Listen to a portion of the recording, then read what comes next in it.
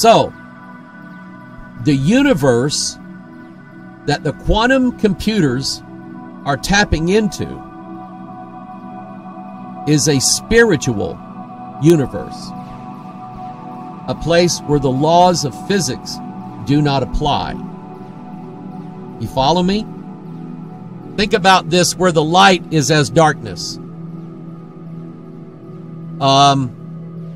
This is the guy that made that processor, the D-Wave computer, Eric Ladzinski. He said concerning quantum computing, he said, a processor harnessing a whole new resource in nature, technologically accessing these parallel universes. And that was his theory before he ever built the thing. He knew then what he had to build. And it came together very, very quickly. He said the quantum world breaks all the physical laws, but since these same particles make up all matter, why doesn't things in this world react the same way? I want you to look at this image here. This is Washington's monument, and up until about 10, 15 years ago, the grounds around the bottom of Washington's monument looked very different. It was basically a really weird circle around the whole place. Just in the last few years, they've redesigned this area so that now you have one circle that overlaps another circle.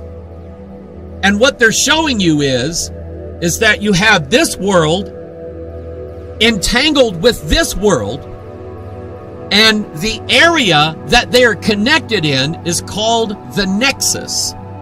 If you saw Star Trek Generations, okay, you saw Captain Kirk and Captain Picard get caught up into what's called the Nexus. And the Nexus is like this world of your dreams, where when you die and you get caught up in this Nexus, everything that you want becomes reality. All right? And you just want to, it's a land of bliss, and you just want to stay there forever. Okay? I now know that that's a setup. Trying to get us sci-fi people to want to be in the Nexus. Well, in this case, the Nexus is where the fourth kingdom mingles in with people on planet Earth. They are now entangled.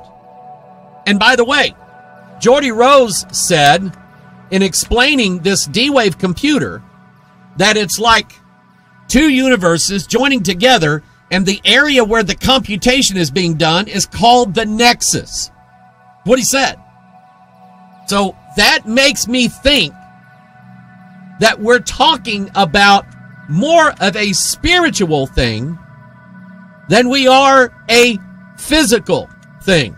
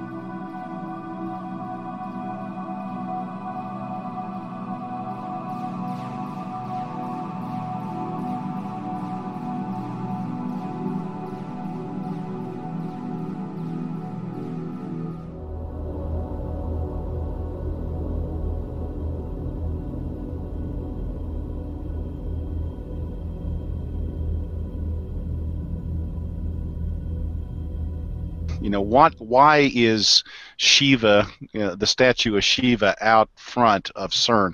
Why was CERN built on top of, apparently, an old ancient Roman temple to Apollo, to Apollyon, the destroyer? You know, what is the motivation behind this issue? Why do we want to open a portal to the other side and to maintain an open doorway back and forth to other dimensions. So you might speak to that. We might have a discussion on that. Yeah, the statue Shiva was a gift from the Indian government, and it's a Hindu god to destruction and then the rebirth, the rebuilding, the reconstruction of the universe. That's all well and good if you're a Hindu, but if you're a Christian and you're looking at it, you begin to think, well, why would you not have, for example, a Christian cross outside the headquarters of CERN? Why would you have, this particular entity as something that, yeah, it's a gift from the Indian government, that's all well and good, but is there more to it than it simply just being a gift and they're being courteous and saying, yeah, we'll put it outside the building, that's all well and good?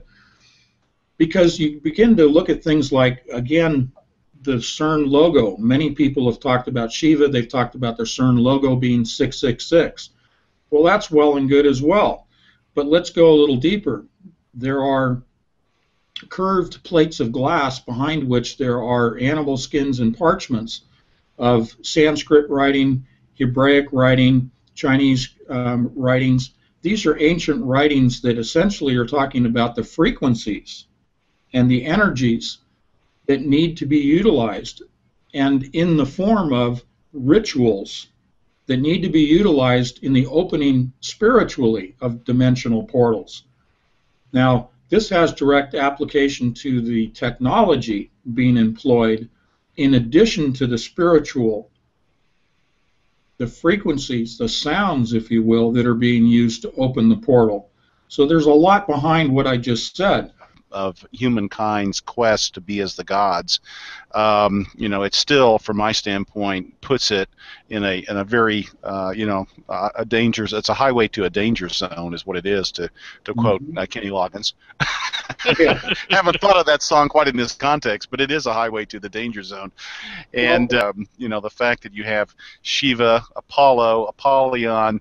You have the logo of CERN that, maybe it's the arms of Shiva, but it looks a lot like 666 to me. Is that there's something, that's up to no good, something evil this way comes. Well, I think we'll agree that symbols have power. Yeah, absolutely, they do. And if symbols have power, then that answers the question, why do you have these symbols at CERN? They're not just tip of the hat to ancient history. They're not just being nice guys and saying, oh, well, thank you for this statue. Right. Power is derived. Symbols are mechanisms of communication to the other side.